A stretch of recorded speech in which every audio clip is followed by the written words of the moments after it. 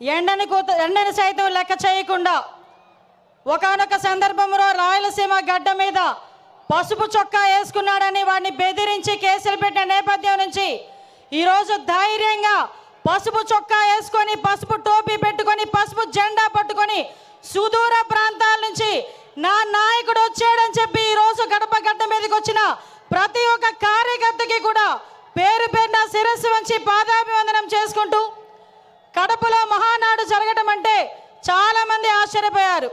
నేను చేసి చూపిస్తా, కడప అన్నది ఎవడప్ప సొత్తు కాదు, ఇది తెలుగుదేశం పార్టీ అడ్డా అని ఆల్రెడీ నిరూపించున్నారు. ఆ కడపలోని ఈ రోజు వరకు మనం మహానాడు జరపలే, ఇక్కడ జరుపుకుందామని చెప్పి గౌరవ ముఖ్యమంత్రి వర్యులు నారా చంద్రబాబు నాయుడు గారు, అదేవిధంగా మన జాతీయ ప్రధాన కార్యదర్శి మనందరి నాయకుడు లోకేష్ బాబు గారు కంకణం కట్టుకొని ఈరోజు ఈ కార్యక్రమానికి శ్రీకారం చుట్టారు. సాధారణంగా 5 ఎలక్షన్లు అయిన తర్వాత, ముఖ్యమంత్రి అయిన తర్వాత ఒక 5 సంవత్సరాల గురించి ఆలోచించి రాబోయే ఎలక్షన్ల గురించి ఆలోచించేవాడిని పొలిటికల్ లీడర్ అంటారు. అదే ఆంధ్రప్రదేశ్ రాష్ట్రం గురించి, భవిష్యత్తు గురించి 20 సంవత్సరాల తర్వాత ఏం జరగబోతుందో ఆలోచించే వాళ్ళని విజనరీ లీడర్ అంటారు. అదే విజనరీ లీడర్ మన ఎదురుగా కనిపిస్తున్న 6 అడుగుల మన చంద్రబాబు నాయుడు గారు మన తెలుగుదేశం పార్టీకి నిలువెత్తు రూపంగా ఈరోజు మనం భావించుకోవాలి. ఎందుకో చెప్తున్నా, 75 ఏళ్ళ వయసు, 40 ఏళ్ళ రాజకీయ చతురత, 40 ఏళ్ళ రాజకీయ అనుభవం, ఈ రెండు మేళవించుకొని సుమారుగా 2047కి 2047కి ఈ రాష్ట్రం ముందుండాలి. ప్రపంచంలోనే మొట్టమొదటి స్థానంలో ఆంధ్రప్రదేశ్ రాష్ట్రం ఉండాలి. మేము ఉన్నా లేకపోయినా మన బిడ్డల గురించి, మన భవిష్యత్తు తరాల గురించి ఆలోచించిన ఏకైక నాయకుడు ప్రపంచంలో ఎవరైనా ఉన్నారంటే మనం గర్వంగా కాలు రెగరేసుకొని చెప్పుకోవచ్చు, నా నాయకుడు ఉన్నాడు, చంద్రబాబు నాయుడు గారు ఉన్నారు అని. ఆ చంద్రబాబు నాయుడు గారికి వేదిక సాక్షిగా నమస్కారాలు, ధన్యవాదాలు తెలియజేసుకుంటూ ఈరోజు గత 5 సంవత్సరాలు కూడా వ్యవస్థలని నిర్వీర్యమైపోయి ఉపాధి అవకాశాలు లేక, ఉద్యోగ అవకాశాలు లేక మొత్తం యువత అంతా కూడా తప్పుదారి బట్టి, గాంజా మార్గాన్ని బట్టి ఉపాధి అవకాశాలు లేక అల్లాడుతుంటే ఆ యువతకి ఒక మార్గదర్శకం ఇవ్వాలి అని చెప్పి ఆ రోజుల్లో రౌడీ రాజకీయాలు జరిగే పరిస్థితుల్లో, సైకోల్ పాలన పరిపాలించే పరిస్థితుల్లో ఆ రోజు ఒక్కగానొక్క బిడ్డ ఈరోజు రోడ్డు మీదకి వచ్చి అవమానాలు ఎదుర్కొన్నాడు, అపహేళనలు ఎదుర్కొన్నాడు. ఒక పక్క తల్లిని అవమానించారు, ఒక పక్క తండ్రిని జైలుకి పంపించారు. అయినప్పటికీ కూడా మొక్కవోని ధైర్యంతో నా కార్యకర్తలు నా వెంబడున్నారు, నేను పూర్తి చేయగలనని సుమారుగా 9 నెలల కాలంలోనే ఈ రాష్ట్రంలోని తెలుగుదేశం పార్టీకి పునరుద్ధేశం తీసుకొచ్చిన నా సోదరుడు, మానవవనరుల శాఖ మంత్రులు గౌరవనీయులు నారా లోకేష్ గారికి ప్రత్యేకంగా ధన్యవాదాలు, నమస్కారాలు తెలియజేసుకుంటూ ఈరోజు రాష్ట్ర పార్టీ అధ్యక్షులు పల్లా శ్రీనివాసరావు గారికి, అదేవిధంగా వేదిక నిర్వహించిన సహచర మంత్రివర్యులకి, ఎమ్మెల్యేలకి, ఎమ్మెల్సీలకి అందరికీ కూడా పేరు పేరున, వేదిక నిర్వహించిన పెద్దలందరికీ కూడా పేరు పేరున నమస్కారాలు, ధన్యవాదాలు తెలియజేసుకుంటూ సాధారణంగా ఈ మహానాడు అయితేనే మహానాడు ముందు రోజు కూడా చాలా వర్షం పడింది. వర్షం పడితే చాలామంది లోపల తీన్మా డ్యాన్సులు వేసుకున్నారు అవతల పార్టీ వాళ్ళు. ఈ మహానాడు ఎలా అవుతుందో చూద్దాం, ఈ మహానాడు ఎలా అవుతుందో చూద్దామని.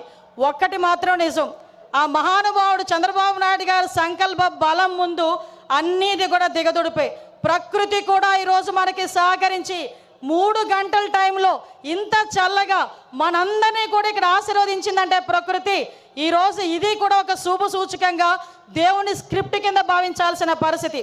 గత 5 సంవత్సరాలు చూసాం, విధ్వంసంతో స్టార్ట్ అయింది, ప్రజావేదిక విధ్వంసంతో స్టార్ట్ అయింది, అనేక కేసులు పెట్టించుకున్నాం, అనేక రకాల జైళ్ళకి వెళ్ళాం, అభివృద్ధిలో శూన్యమైపోయింది, 20 సంవత్సరాలు వెనక్కి వెళ్ళింది.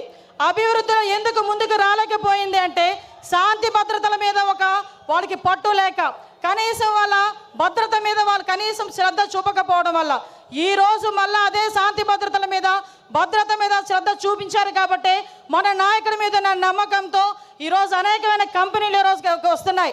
ఇంతకుముందు రాయలసీమ గురించి, ఫ్యాక్షనిజం గురించి మాట్లాడుకునే పరిస్థితి నుంచి ఈరోజు ఉపాధి అవకాశాలు, ఫ్యాక్షన్లోని చాలామంది ప్రాణాలు కోల్పోతూ ఉంటే అటువంటి వాళ్ళు ప్రాణాలు కోల్పోకూడదని ఫ్యాక్షనిజాన్ని సమూలంగా ఆ రోజు నాశనం చేసి ఈరోజు అదే కత్తి పట్టిన చేత్తోనే ఉపాధి అవకాశాలు కల్పించిన పరిస్థితి.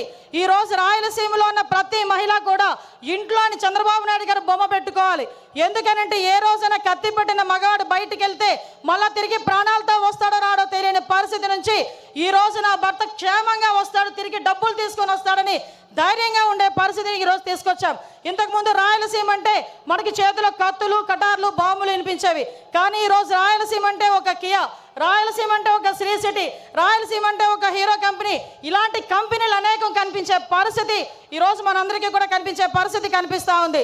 నేను ఒకటే చెప్తున్నా, నిన్న ఒకే ఒక విషయం చెప్పి ముగిస్తా. పెద్దలందరూ ఉన్నారు. నిన్న ఏదైతే మహానాడులో గౌరవ లోకేష్ గారు చేసిన 6 శాసనాలు, నిజంగా ఏదైతే చంద్రబాబు నాయుడు గారు కలలు కంటున్న 2047 స్వర్ణాంధ్రకి ఈరోజు కడప మహానాడు వేదికగా ఈ 6 శాసనాలు కూడా ప్రథమ భూమిక వహించబోతున్నాయి. ఇవే పునాది కాగబోతున్నాయి. ఈ కార్యకర్తలే అధినేత అని చెప్పిన పరిస్థితి ప్రపంచంలో ఏ పార్టీకి లేదు. ధైర్యంగా, గర్వంగా నేను తెలుగుదేశం పార్టీ కార్యకర్తనని చెప్పుకొని తిరిగే పరిస్థితులు ఈరోజు ఉన్నాయి. ఒకటే ఒక విషయం చెప్తున్నా. మొన్న రీసెంట్గా నేను ఒక ఫ్లైట్లో వస్తా ఉంటే ఒక పెద్ద మనిషి, ఒక వ్యాపారవేత్త నాకు కనిపించారు. ఏంటి సార్ ఎలా ఉంది సార్ అంటే, అమ్మ రక్షించారు మీరందరూ కూడా ఎన్డీఏ కూటమిని గెలిచి. ఎందుకంటే 2018లో నేను శంకుస్థాపన చేశా. 19లో నేను ఫ్యాక్టరీ పెట్టాలని వెళ్తే పార్ట్నర్షిప్ అడిగారమ్మా. అప్పటి నుంచి మూసుకొని కూర్చున్నా. మళ్ళా చంద్రబాబు నాయుడు గారు వచ్చిన తర్వాత ఫ్యాక్టరీ మళ్ళీ ఓపెన్ చేశారని చెప్పే పరిస్థితి.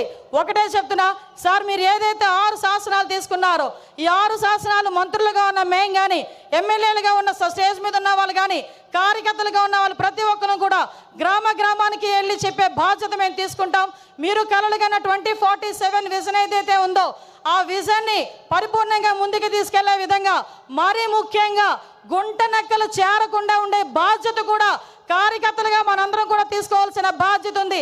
మళ్ళీ 5 సంవత్సరాల తర్వాత నేను వస్తా అని కలలుగనే వాళ్ళకి మొన్నటితోనే ఆఖరి రోజు పులి స్టాప్ పడే పరిస్థితి, మళ్ళీ ఇలాంటి గుంట నక్కలు మన దగ్గరికి చేరకుండా ఉండే పరిస్థితి కూడా మనం తెచ్చుకోవాలని మనస్ఫూర్తిగా కోరుకుంటూ ఇప్పటి నుంచే